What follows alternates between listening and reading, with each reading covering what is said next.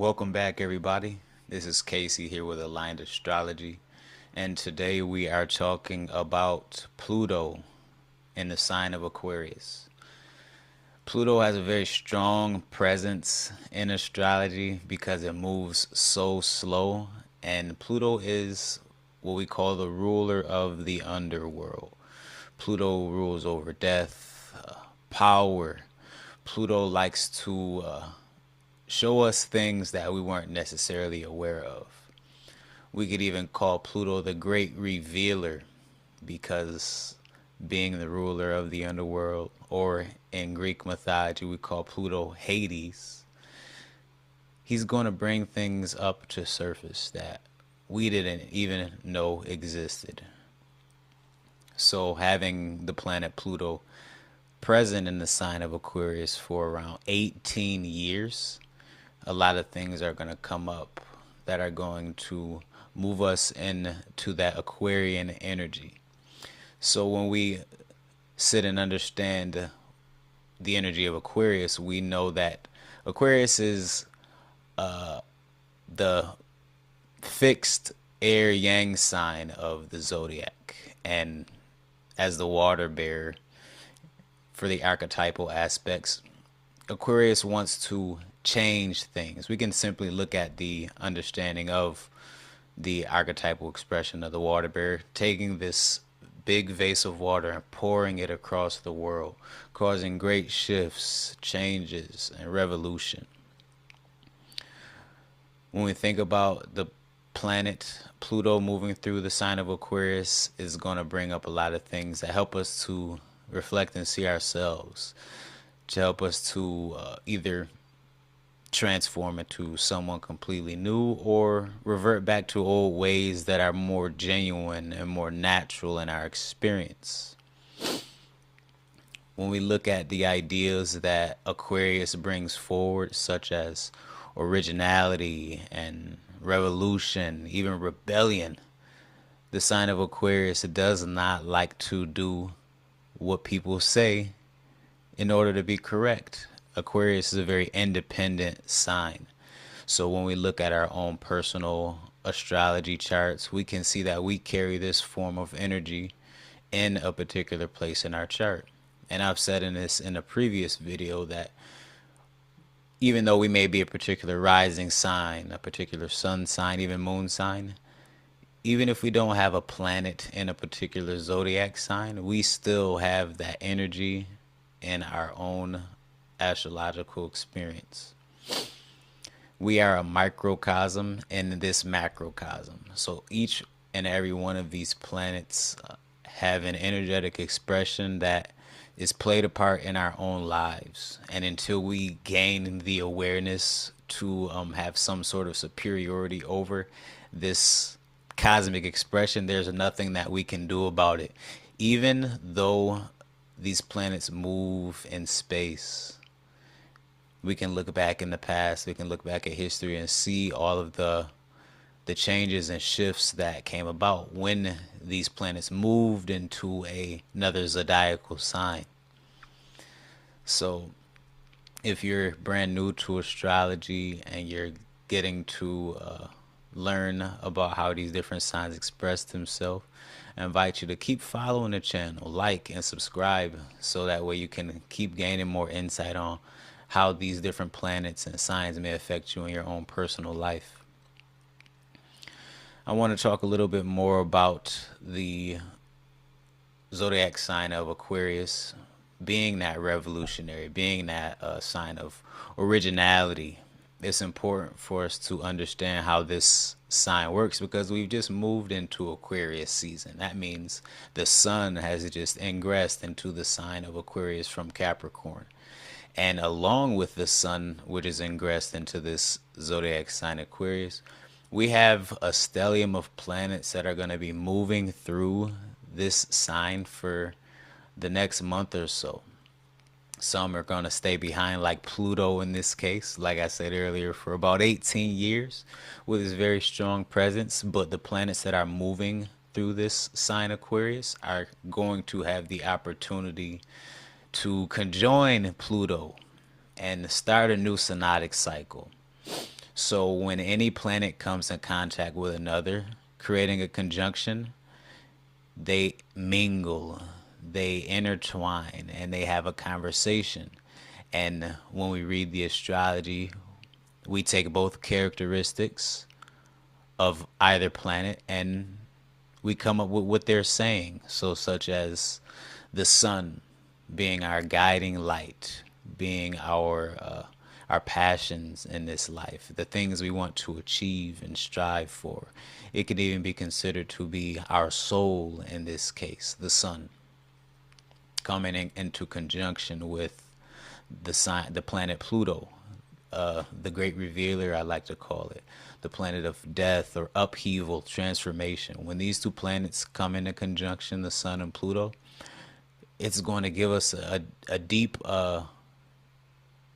check, a deep consideration of our own soul purpose, our internal well being, and a movement towards our own natural truth. We have a number of different planets moving through the sign of Aquarius, such as Venus, who has already conjoined and moved past Pluto. And we'll look at the chart. We'll go over each one of these some more and talk a little bit more in depth about each.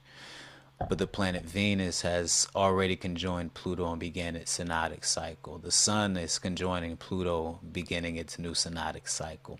We'll have Mercury coming into a cazimi with the Sun first, beginning its synodic cycle with the Sun, and then moving along to conjoin Pluto. So let's not mention Mars as well coming through to conjoin Pluto. But each one of these planets are coming into conjunction with that planet Pluto and showing us something that we need to see about ourselves, whether it be our own our psychology, our psychological barriers that we've put up for ourselves, our new values and ideals, and what the truth behind those truly are, and how we choose to take action and move forward in our life towards the things that we want to achieve, or even towards becoming that person we really want to be for ourselves, not outside of what we've thought we needed to be, or what we had to choose to be to fall in line with the status quo or to make our parents proud, whatever the case may be. Pluto is going to show us these barriers that we set for ourselves and remove them. And sometimes that brings up ideas of fear or concern for being different, or not feeling the same, or losing touch with people, or even misconstruing what society sees you as. But as these things fall away, Pluto, the planet which constitutes death, it also constitutes a transformation and a rebirth. There's going to be these things falling away in order for something new to be born, to rise again. And I think it's important for us to understand that when Pluto shows itself and it shows us these things to where we can overcome our psychological patterns and see the things we weren't necessarily aware of about ourselves, it's a tremendous opportunity for growth and change, a wonderful opportunity for us to express ourselves naturally and authentically, especially with Pluto moving through Aquarius. So these next 18 years of this dwarf planet, we call it now, that carries so much power and affects us so deeply, is going to cause a lot of revolutionary change in our own personal experiences and our interpersonal experiences and connection with other people, because that sign Aquarius is very much so people oriented. Aquarius wants to help people, wants to be of supportive nature. A lot of the times when you meet Aquarius people, whether sun sign, ascendant sign, even moon, they're lit up when they can be of service to others, when they can share themselves in a way creatively in order to receive from the people that they're offering their services to. Aquarius wants to be independent and original. So let's allow Pluto to come into this space in our own particular zodiac signs and show us ourselves. So I'm going to pull up the astrology chart now, and we can go ahead and look together and see where the planets are moving. So I have on the chart January 19th, 2026. We can look down here at the sign of Aquarius and we can see that Pluto was in a conjunction with Venus here. So that begins the new cycle. And Venus, I want to give you the quick Greek mythological story between Pluto and Venus in this case. When we think about Pluto, we can use the Greek name Hades as the ruler of the underworld. And Hades lives in hell basically. And Hades, I'm going to keep it short. I might even butcher the story a little bit, but Hades came across a beautiful woman, one of the female deities' daughters. Her name is Persephone, and we can use Persephone in place of Venus. Persephone was taken by Pluto because he saw her beauty. I believe Persephone is Jupiter's daughter as well. Man, that's where Greek mythology gets a little funny, because Jupiter and Pluto, Hades and Zeus are brothers. So it's like you're taking your niece to marry her for yourself. So back to the story. Hades steals Persephone away from her mother and takes her back into the depths of hell, where she has to live with him. And of course, when you're kidnapped, you don't want to necessarily stay, but there was a deal made between the two of them that caused her to willingly stay for a particular amount of time. And her mother had looked for her and was so distraught. And I don't recall the mother's name at this moment, but she was the god of nature. And when she became so upset she could not find her daughter, she decided to wither all of the produce and the crops of the planet until she found her daughter. And this was the way of allowing for the other deities to find Persephone, so that way they could keep the planet living, to find Persephone. And then Hades made a deal to allow her to return back to surface to see her mother for a period of time. But they had already made a deal or a pact that she would return. So this is where the ideas of nature come in, where we're moving through winter right now.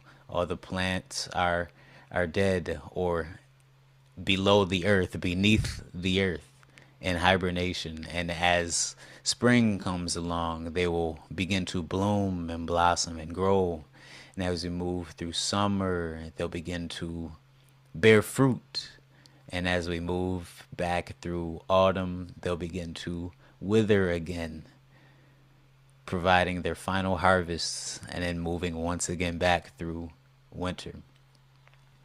So I'm just giving you this story to where we can understand the idea of Pluto and Venus coming into that conjunction together. Venus is our ideals, our values, all things beautiful.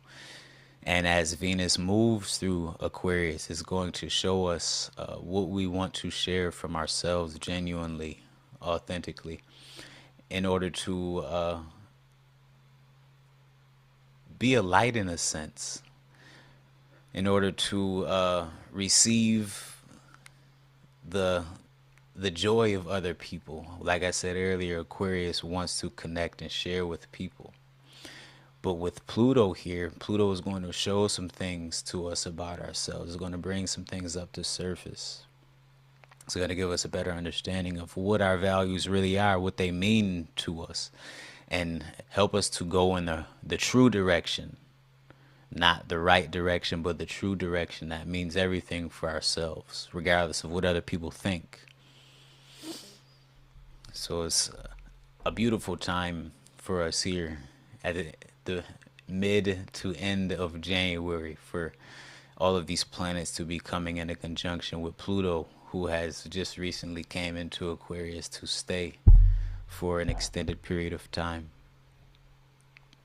I'm going to move the chart forward so we can see the sun and Mercury. Of course, they're going to move through their own cazimi with one another.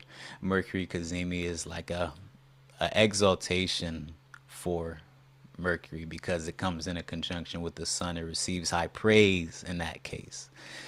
And being that Mercury is conjoining with the sun here, it's like going through its own rebirth process.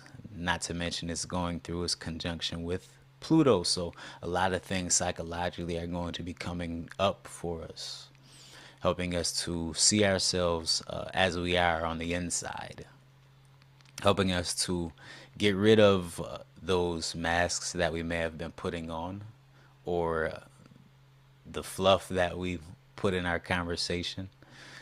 When we think about Mercury as a planet of communication, a planet of connection and relationships, especially in the sign of Aquarius, this is giving us the opportunity to understand ourselves deeper, genuinely begin to say the things that we really want to say. And of course, maybe there's a positive or a kind way to say things that might not be so nice at first. But Pluto is going to give us the opportunity, or we can even say the courage, to stand up for ourselves and communicate authentically. And like I mentioned earlier, when we always speak about the planet Pluto, maybe fear arises in these different moments in our experience. And that's okay. We must always remember that fear is not necessarily something that is real when it comes to our mind. It's something that we create, because fear is an instinctual characteristic. But I always like to correlate fear with it's not an analogy, but we can take fear and it is understood as false evidence appearing real. So I like to look at it like that, to step back from those feelings and those thoughts that can seem so real when you're in that moment, in the thick of it, and gain a clear insight on the fact that these are just thoughts that may be coming through, and that we have an opportunity to make sure that they don't become real.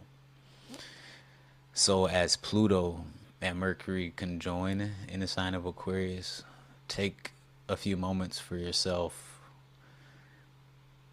on January 21st to the 22nd, and see what's coming up for you. See what feels true to speak, true to think, and understand our own psychology as these planets begin to unfold. Let's move the chart forward.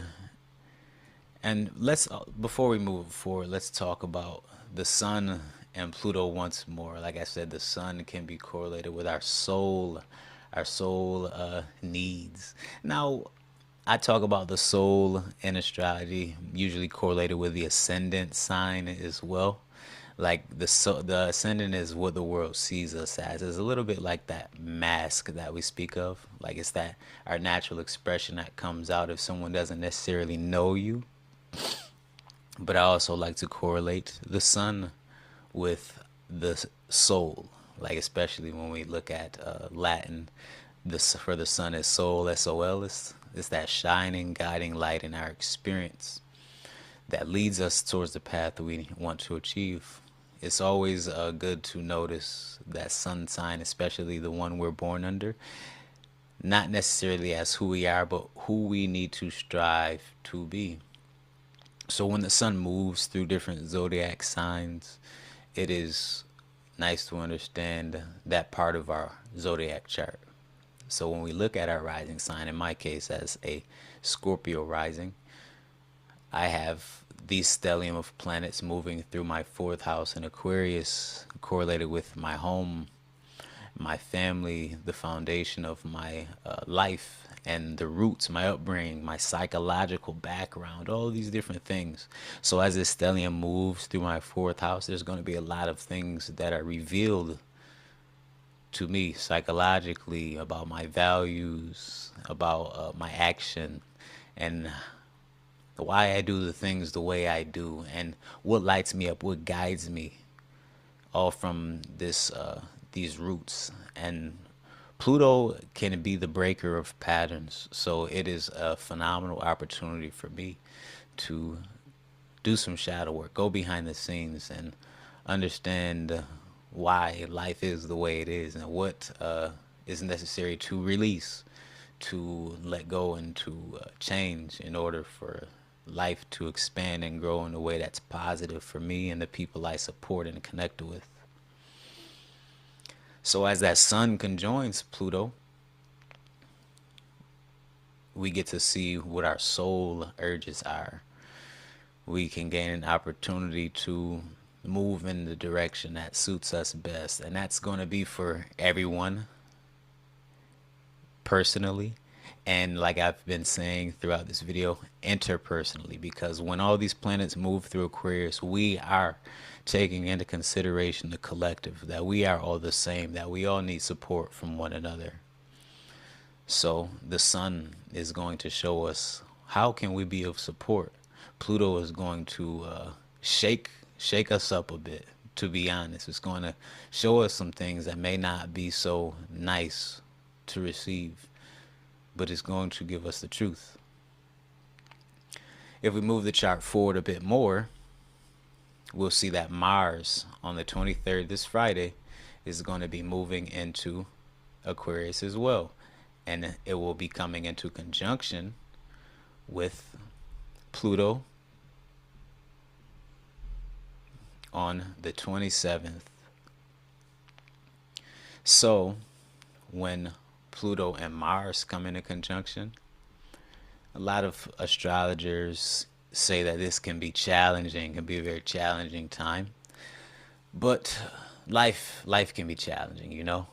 It's important to notice when these aspects arise so we can be mindful of what's going on in our own experience. This is how we gain true understanding of the astrology and what it does in our life. So that way, as these different aspects unfold, because everything that begins as a conjunction is going to turn into a square aspect eventually, right? This is the planting of the seed. This is maybe genuinely a challenging aspect for us, the Mars conjoining Pluto, but as it squares, it's going to take on that the characteristic of Mars, and it's going to be in the sign of Taurus. So it'll give us the opportunity to see what was going on back here on January 27th that's going to be happening in the future for us. And we can move forward a bit and see exactly when it's going to occur.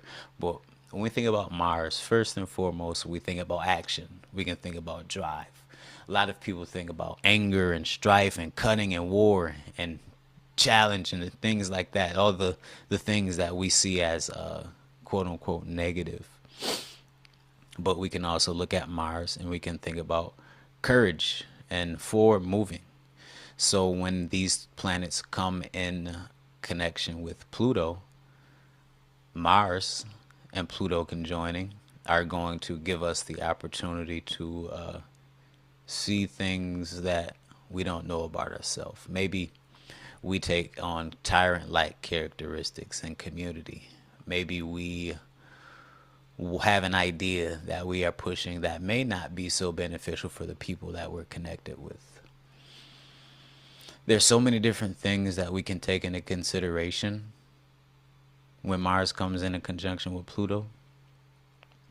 But it is always important to understand that whatever Pluto is showing us, whether it be through the mirror of another person, through our own psychology, or through a trial and error experience, it is important for us to take this information, sit with it, meditate, contemplate, and realize that it is from us. These experiences come from us. There's nobody outside us to blame.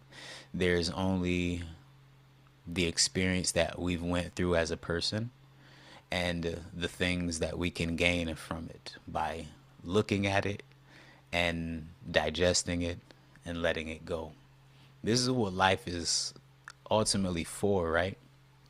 We go through our experiences, we learn our lessons, and we grow from them. And maybe you've been through quite a bit of life. I'm 31 years old. I've been through a little bit of life, but maybe you've been through more and you've had an opportunity to go through some experiences and learn or not. And when we find out that we don't learn something, we realize, if we're aware, that we have to go through something very similar again in order to learn our lesson. And some people go through life time and time again trying to learn the same lessons over and over and over again. Those are those repeating patterns that we were speaking about earlier. And Pluto, the great revealer, has a great capability of showing us these things about ourselves. So this is a grand time to be experiencing all of these things right before we get to experience the planet Neptune, which is also moving into Aries on January 27th, when Pluto and Mars are conjoining one another. And I'm going to just stop before I talk about Saturn next and talk about this right here, because the planet Mars is the dispositor of Aries. It is the host of the planet Neptune, because Mars is at home in Aries. So it is not a coincidence that this conjunction between Pluto and Mars is happening at the same time that Neptune is ingressing into the sign of Aries. It's even in the 3-degree orb range to create a sextile aspect, so that Mars is in a superior sextile aspect with Neptune. So we can look at this this experience moving through the sign of Aquarius that is setting us up for an opportunity to be ourselves genuinely, originally, before the conjunction between Saturn and Neptune expresses itself in Aquarius. That's going to be a time that's going to call for action, a time that is not necessarily going to call for the mind and thought and planning, but it's going to call for action. And we'll have another video about that very soon, the conjunction between Neptune and Saturn. So I just wanted to talk about that stellium of planets today moving through Aquarius in conjunction with Pluto, and the importance that is going to have for our experience over these next coming weeks and months and years, in this case for the planet Pluto. Like I said earlier, I want to move the chart forward a bit so we can look at that square aspect between Mars and Pluto, because this one is going to show itself in our experience. So we're going to move the chart forward, and we'll see that in early to mid-spring time, we're going to have the conjunction, or not the conjunction, but the square between Pluto and Mars when Mars enters into Taurus. Wrong tool. So we'll show here Mars is going to be in Taurus, and a square aspect carries the energy of Mars. So now Pluto is in that superior square aspect. Of course, Pluto moves very slow and it's in that retrograde. So a lot of the times as Hellenistic astrologers, we don't necessarily give the outer planets that move so slow the superior aspect delineation, because they move so slow. So when the slower moving planets or the inner planets, our personal planets, move, they apply to the planets and they separate. Whereas Pluto is not really going to be doing too much applying to any planet or necessarily separating from any because of its speed. It takes Pluto around 2 decades to move from one sign to another. But I just wanted to share this date with you, May 26, this square aspect between Mars and Pluto is going to be showing itself. So we'll revisit that in the future and we'll see what's going on in our own experiences here. But right now, in this moment, we have a stellium to experience in the sign of Aquarius. I'm going to leave you all with that today so we can gain our own personal insight on this path that Pluto is paving for us. Please remember to like the video and subscribe. If you have any questions or comments, leave them in the comment section below. If you want to book a reading with me, you can find the link in my bio. Once again, friends, this is Casey with Aligned Astrology. Until the next time.